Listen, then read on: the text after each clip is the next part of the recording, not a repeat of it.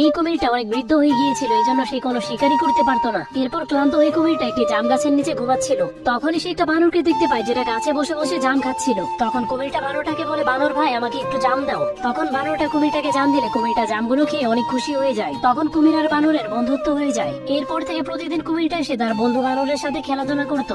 এরপর একদিন কুমির তার স্ত্রীর জন্য জাম নিয়ে যায়। তখন কুমিরের স্ত্রী জামগুলো খেয়ে বলে, এই জামগুলো তো অনেক মিষ্টি, তাহলে বানরের কলিজাটা অনেক মিষ্টি হবে, তুমি বানরটাকে নিয়ে আসো, আমি বানরের কলিজা খাবো। তখন কুমিরটা বানরের কাছে গিয়ে বলে, বানর ভাই আমার স্ত্রী তোমাকে আমার বাড়িতে দাওয়াত দিয়েছে। তখন বানরটা খুশি হয়ে কুমিরের পিঠে চড়ে কুমিরের বাড়িতে যেতে লাগে। নদীর মাঝখানে গিয়ে কুমিরটা বানরটাকে বলে, আমার স্ত্রী তোমাকে দাওয়াত দেয়নি, আমার স্ত্রী তোমার কলিজা খাওয়ার জন্য তোমাকে আমার বাড়িতে যেতে বলেছে। তখন বানরটা চালাকি করে বলে, আমি তো আমার কলিজাটা জাম গাছে ঝুলিয়ে রেখেছি। এরপর বোকা কুমিরটা যা করে তা দেখলে আপনিও অবাক হবেন। তার আগে আপনি ফটোটি দেখে বলুন আপনি কাকে বোঝাবেন। যদি মাকে বাঁচান তাহলে একটি লাইক করে চ্যানেলটাকে সাবস্ক্রাইব করুন, আর যদি রাগাইতে বোঝান তাহলে একটি কমেন্ট করুন। বোকা কুমিরটা বানরটাকে কলিজা আনার জন্য জাম গাছের কাছে নিয়ে গেলে বানরটা